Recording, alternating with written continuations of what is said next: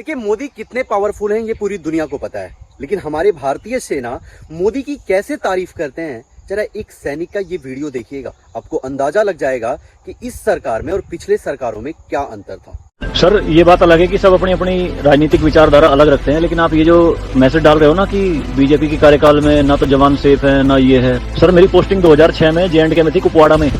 वहाँ पे बॉर्डर पे एक रूल था, no first fire no more than 11 NM, यानी कि जब तक पाकिस्तान की तरफ से एक भी फायर नहीं आ जाता तुम कोई फायर नहीं करोगे।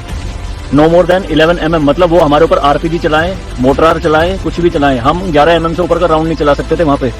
मेरे हाथ पे ओम गुदा हुआ है, इस ओम के गुदे होने की वजह से मुझे हाथ में रुमाल बांध के ड्यूटी करनी पड़ती थी वहाँ पे। अगर उनको ओम दिख गया ना तो छोटे छोटे बच्चे पत्थर मारना शुरू कर देते थे।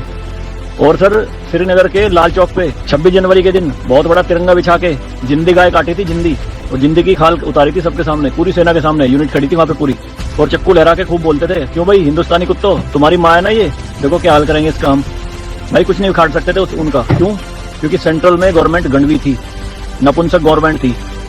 हमारे सर पे चौकी बना ली थी उन्होंने, जो LAC है ना, LOC, उस पे बिल्कुल वहीं 50 मीटर के दायरे में, और रात में बड़े बड़े स्पीकर पे माइक पे बोलते थे पाकिस्तानी रेंजर्स, अरे अपनी बहनों के एक रात के लिए हमें दे दो, क्या हुआ हिंदुस्तानी नपुंसको, चलाओ गोली। कुछ नहीं कर सकते थे उनका। 2014 में जब गवर्नमेंट चेंज हुई तो सेना अध्यक्ष बिपिन रावत साहब जब उनसे मिले तो उन्होंने बताया कि बॉर्डर के हालात खराब है सर, छूट नहीं है जवानों को कुछ भी। तो PM मोदी ने कहा था कि छूट मेरी तरफ से पूरी है, मैं नहीं जाऊंगा वहां लड़ने, तुम जाओगे।